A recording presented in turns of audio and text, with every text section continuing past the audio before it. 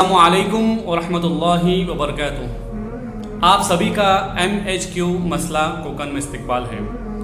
आज हम एक बहुत ही अच्छा टॉपिक कुरान से मुतालिक आपके सामने लेकर आए हैं। हमारे एक अच्छे दोस्त नदीम दफेदार साहब, इनकी फरमाइश पर यह वीडियो बनाई जा रही है कि आखिर इतना सीखने के बाद भी, इतने साल सीखने के बाद भी हमें कुरान पढ़ना क्यों नहीं आता है। 5 साल सीख के आप 6 साल सीखे हैं, 7 साल सीखे हैं, उसके बावजूद भी कुरान आपको पढ़ने नहीं आ रहा है। क्या वजह है? कौन जिम्मेदार? उस्ताद, तालिब इल्म या सरपरस्त? इंशाल्लाह आज इसका खुलासा आपके सामने होगा। सबसे पहले जिन लोगों ने भी इस चैनल को सब्सक्राइब नहीं किया है, आप MHQ कोकन मसला को सब्सक्राइब कीजिए, बेल आइकॉन ऑन कीजिए ताकि आपको अच्छी वीडियोस, अच्छी एडवर्टाइजमेंट और अच्छी न्यूज़ आप तक पहुंचती रहे। सबसे पहले हम बात करेंगे कि आखिर क्या वजह है कि हमारे बच्चे सही कुरान बहुत साल सीखने के बाद भी सही कुरान सही तरीके से पढ़ नहीं पाते हैं। न तजवीद का ठिकाना होता है, न मखारिज का कोई मामला होता है। आप 90s के बच्चों को देखिए जिन्हें तजवीद मालूम ही नहीं है। अभी फिलहाल आप देखोगे कि पिछले 10 साल से जो बच्चे कुरान सीख रहे हैं वो तजवीद अल्हम्दुलिल्लाह जानने लगे हैं, क्योंकि उनको सिखाया गया है। यहाँ पर गलतियाँ क्या होती है? सबसे पहली गलती जो सरपरस्त की होती है, गलत उस्ताद का सिलेक्शन करना। आप जब स्कूल के सब्जेक्ट में अगर आप अपने बच्चों के लिए कोई भी सब्जेक्ट का जो है टीचर सेलेक्ट करने जाते हैं तो कितनी मालूमात आप लेते हैं, कौन पढ़ाने वाला है, कैसा पढ़ाता है, क्या मामला है, और कुरान के मामले में किसी के बाद भी छोड़ देते हैं आप। मैं आपको बताता चलूँ कि कुरान के लिए सबसे बेहतरीन टीचर हाफिज कुरान होता है। आप कुरान और जो हिफ्ज़ का मामला है आप किसी आलिम से नहीं पढ़ा सकते हैं। आलिमियत का सब्जेक्ट पढ़ाएगा, वो कुरान कहाँ से पढ़ाएगा? क्योंकि आलिम जो होता है वो तजवीद नहीं पढ़ता है, नॉर्मल तरीके से जो है जिस तरह से कुरान सिखाया जाता है उस तरीके से सीखता है वो। और जनाब और आपा तो इस गिनती में है ही नहीं। जिन्होंने मदरसे की सीढ़ी नहीं चढ़ी है, आप उनके पास अपने बच्चों को कुरान सीखने के लिए भेज रहे हैं। आलिमियत का सब्जेक्ट अलग होता है। अगर कोई हाफिज कुरान है, आप अपने बच्चे को आलिमियत का सब्जेक्ट लेके हाफिज कुरान के पास बिठाएंगे, गलत बात होगी। इसलिए जो जिस तालीम में माहिर होता है आपको उसके पास अपना बच्चा भेजना चाहिए। तो सबसे पहली गलती जो होती है, गलत उस्ताद का जो है सिलेक्शन करना। इसलिए उस्ताद सही पकड़िए आप। हाफिज कुरान भी अगर आप पकड़ते हैं तो उसमें भी आपको एक चीज चेक करनी है जो मैं अभी बताने जा रहा हूं। पहली गलती गलत उस्ताद का सिलेक्शन। नंबर दो पे कौन सी गलती आती है कि उस्ताद बगैर थ्योरी के पढ़ाए।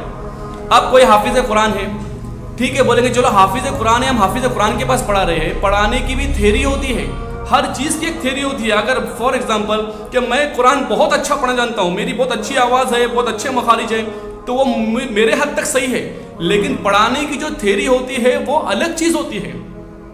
तो पढ़ाने की थ्योरी एक उस्ताद को आना बहुत ज़रूरी है। इसलिए मदारिस में बाकायदा ट्रेनिंग दी जाती है कि जब आप किसी को पढ़ाएंगे तो किस तरीके से पढ़ाना है। अक्सर हुफ्फाज उस ट्रेनिंग का हिस्सा नहीं बनते हैं, हाफिज कुरान बनते। देखिए, एक हाफिज कुरान जो बनता है तरावी पढ़ा सकता है, क़िरात पढ़ सकता है, खुद अच्छा कुरान पढ़ सकता है, लेकिन उस उस्ताद का मामला अलग होता है। उसकी एक थ्योरी रहती है, उसका भी एक अलग तरीके का नज़रिया होता है, एक सोच होती है, एक कोर्स होता है। इसलिए इस बात को जहन में रखिए कि उस्ताद, उसको थ्योरी पता होनी चाहिए। हर उस्ताद के लिए कह रहा हूँ, मैं अपने आप के लिए सबसे पहले कह रहा हूँ, बाकी सारे असातिज़ाओं के लिए कह रहा हूँ कि जब भी हमारे पास कोई तालिब इल्म पढ़ने के लिए आता है तो हमको थ्योरी से पढ़ाना चाहिए। अलिफ बाता, कौन सी किताब सबसे पहले अलिफ बाता के लिए सही होती है, इसका सिलेक्शन करना बहुत ज़रूरी है। तो नंबर 2 पर के उस्ताद थ्योरी से पढ़ाना चाहिए। अगर बगैर थ्योरी के उस्ताद साल भर भी पढ़ाता रहेगा तब भी बच्चे को फ़ायदा नहीं होगा। इसलिए आप उस्ताद का सिलेक्शन करते हो किसका ख्याल रखिए। इंशाल्लाह 10 साल देने की ज़रूरत नहीं है आपको, बहुत जल्दी आपका बच्चा जो नाजरा और हिफ्ज़ कुरान करेगा। उस्ताद का सिलेक्शन सही कीजिए। मैं बार बार कहूँगा कि उस्ताद, क्योंकि पूरा जिम्मेदार उस्ताद है इसका, और साथ में पेरेंट्स है।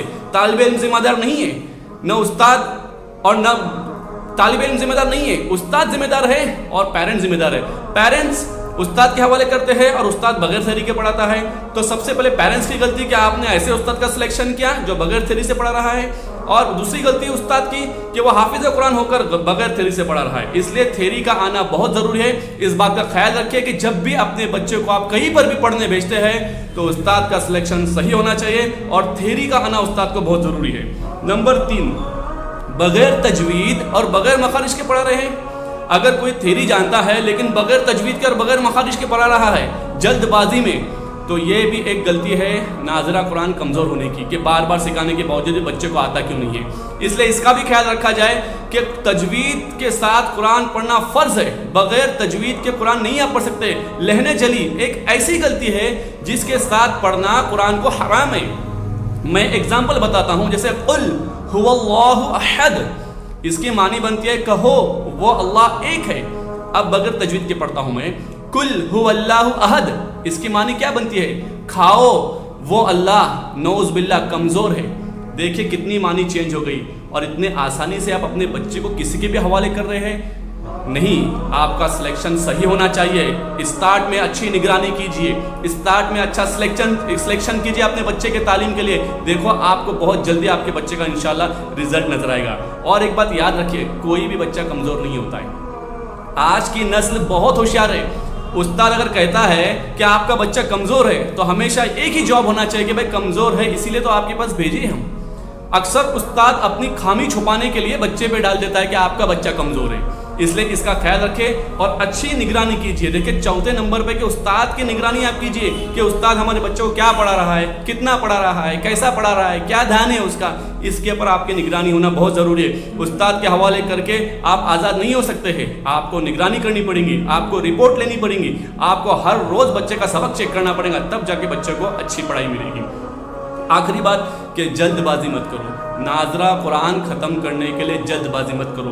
अगर आप जल्दबाजी करेंगे कि उस्ताद के ऊपर दबाव डालेंगे कि जल्दी ख़त्म करो, जल्दी ख़त्म करो, तो उस्ताद फिर ढकल के ख़त्म कर देता है कि भाई पेरेंट्स जल्दी ख़त्म करने बोल रहे हैं। इसलिए इस बात का ख्याल रखें कि जल्दबाजी मत करो। जल्दबाजी में आपके बच्चे का कुरान कमज़ोर हो जाएगा। आप देखोगे कि आप स्कूल की तालीम देते हैं, जूनियर से लेकर 10वीं तक, ये 12 साल, 11वीं 12वीं और फिर 15वीं तक तकरीबन 17 साल आप बच्चे को पढ़ा रहे हैं, उसके बावजूद बच्चा परफेक्ट नहीं हो रहा है। और कुरान के मामले में जल्दी ख़त्म करो, क्यों, कहाँ जाना है आपको? कुरान के मामले में जल्दबाजी मत करो। और बार बार मैं एक ही बात कहूँगा, जब तक आपका बच्चा स्कूल पढ़ रहा है तब तक कुरान से उसको दूर मत करो, क्योंकि बाद में उसको ये मौका नहीं मिलेगा। जाने दो 10 साल, हाफिज कुरान बनाइए उसको। अगर हाफिज कुरान नहीं बन सकता है तो 6 पारे याद कराइए या नाजरा कंप्लीट कराइए, परफेक्ट कराइए, दुआएं याद कराइए साथ में और कुछ पारे हिस्स कराइए, तब जाके वो नमाज पढ़ा सकता है, नमाज में कुछ पढ़ सकता है। इसका ख्याल रखिए और कुरान ख़त्म करने में जल्दबाजी न करें। बहुत सारे लोग ऐसे हैं जिनके बच्चे 10वीं में गए या 12वीं में गए तो वो लोग ये समझते हैं कि हमारे बच्चे बहुत बड़ी क्लासेस में गए हैं। नहीं, सबसे बड़ी डिग्री अगर इस दुनिया की है तो हाफिज कुरान की है। आप जल्दबाजी मत करो। बच्चा आपका 15वीं में भी है तब भी कुरान पढ़ने के लिए लगाओ उसको, 17वीं में गया तब भी कुरान पढ़ने के लिए लगाओ। जब आपका बच्चा कमाने लगेगा या आपकी बच्ची दूसरे के घर चल जाएंगी, उसके बाद ये मौका कभी नहीं मिलेगा उसको पढ़ने का। इसलिए मैं बार बार कहता हूँ कि बच्चों की पढ़ाई को मत रखो, उनको पढ़ने दो। मुझे उम्मीद है कि आज की मालूमात जो आपको दी गई है आप इसके ऊपर अमल करेंगे और अपने बच्चों को पढ़ाने के लिए बहुत ही बेहतरीन डिसीजन लेंगे, उस्ताद के मामले में भी और जो है बच्चे के इसमें भी। मैं उम्मीद करता हूँ कि दी हुई मालूमात पर आप अमल करेंगे और शुक्रिया का मौका देंगे। जज़ाकल्लाह खैर। वस्सलामु अलैकुम वरहमतुल्लाहि वबरकातुहू।